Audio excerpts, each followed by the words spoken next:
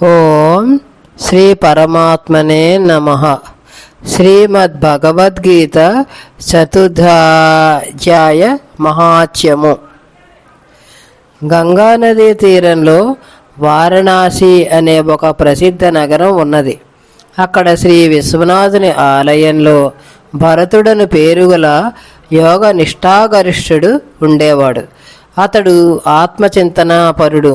ప్రతినిత్యం భగవద్గీత 4వ అధ్యాయం జ్ఞాన కర్మ సన్యాస యోగాన్ని పఠిస్తూ ఉండేవారు. ఆ అభ్యాసం వల్ల ఆయన యొక్క మనస్సు ఎప్పుడూ నిర్మలముగా ఉండేది.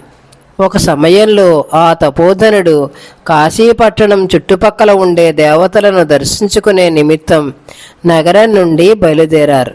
అక్కడ 2 రేగు చెట్లు ఉన్నాయి. వాని కింద ఆయన విశ్రాంతి తీసుకుంటున్నారు. ఒక చెట్టు నీడలో శిరస్సు, రెండవ చెట్టు మొదట కాళ్ళు పెట్టుకుని విశ్రమించారు. ఆయన లేచి వెళ్ళిపోయిన తర్వాత 5-6 రోజుల్లోనే ఆ 2 చెట్లు కూడా పూర్తిగా ఎండిపోయాయి. ఆకులు కొమ్మలు కూడా రాలిపోయాయి. అనంతరం ఆ 2 చెట్లు ఒక బ్రాహ్మణోత్తమనింట కన్యలుగా జన్మించాయి. ఆ పిల్లలిద్దరూ 7-8 సంవత్సరాల వయసు వచ్చిన తర్వాత ఒకనాడు దూరదేశాల నుండి సంచారం చేస్తూ అచటకు వచ్చిన భరతమునిని చూచారు. ఆయనను చూస్తూనే పాదాల మీద వ్రాలిపోయారు. ఓ మహర్షి, మీ దయవలన మేమిద్దరం ఉద్ధరింపబడినాము. మాకు వృక్షరూపాలు పోయి మానవ రూపాలు లభించాయి అన్నారు. వాళ్ళు అలా అంటుంటే మహర్షికి ఆశ్చర్యం కలిగింది. ఓ కన్యలారా, నేను ఎప్పుడు ఎలాగ మీకు ముక్తి కలిగించాను? మీరు వృక్షాలుగా ఎలా అవతరించారు? ఎక్కడ? అసలు ఆ సంగతే నాకు గుర్తులేదు. వివరించి చెప్పండి అన్నాడు ఆయన. వారు తమకు వృక్షరూపం ఎలా వచ్చిందో చెప్పనారంభించారు. గోదావరి నదీ తీరములో ఒక ఉత్తమమైన తీర్థం ఉంది. అది మానవులకు పుణ్యప్రదము, పవిత్రతకు అది ప్రాణము. ఆ తీర్థంలో సత్యతపుడు అనే పేరుగల మహర్షి కఠోరమైన తపస్సు చేస్తున్నారు. ఈ సత్యతప మహర్షి జీవన్ముక్తిని పొందితే తన ఇంద్ర పదవికి ముప్పు వస్తుందని భావించి దేవేంద్రుడు ఆయన తపస్సునకు అనేక విధాల విఘ్నాలు కలిగించాడు. మేము అప్పుడు దేవేంద్రుని కొలువులో అప్సరసులుగా ఉండేవాళ్ళము. ఇంద్రుడు మమ్మల్ని ఇద్దరినీ పిలిచి, మీరు ఆ తపస్వి యొక్క ఏకాగ్రతకు భంగం కలిగించాలి, అందువల్ల అతని తపస్సు భగ్నం కావాలి.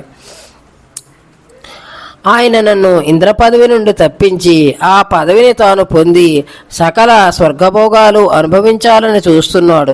వెళ్ళండి అని ఆదేశించాడు. ఇంద్రుని ఆదేశాన్ని పాటించక తప్పదు కదా. మేమిద్దరం గోదావరి నదీ తీరం చేరి ఆయన తపస్సు చేస్తున్న ప్రదేశం సమీపించాము.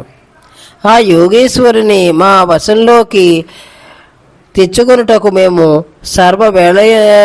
సర్వతాళల లయబద్ధంగా నృత్యం కూడా చేయసాగాము. కానీ నిర్వికార చిత్తుడైన ఆ ముని మా చేష్టలకు ఎంతమాత్రమూ లొంగిరాలేదు.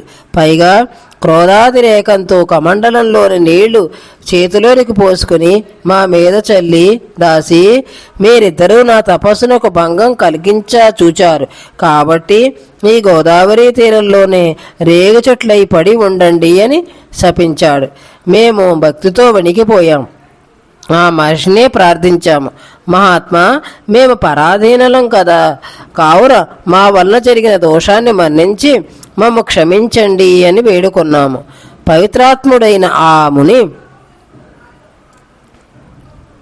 శాంతించి ప్రసన్నుడై మాకు శాపవాసానం అనుగ్రహించాడు.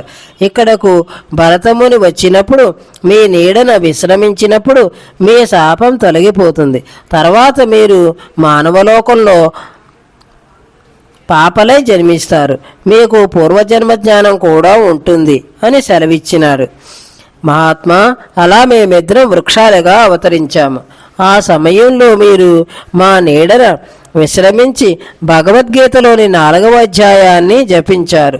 అందువల్ల మేము ఉద్ధరింపబడినాము. మేము మీకు కృతజ్ఞతతో కూడిన ప్రణామాలు అర్పించుకుంటున్నాము.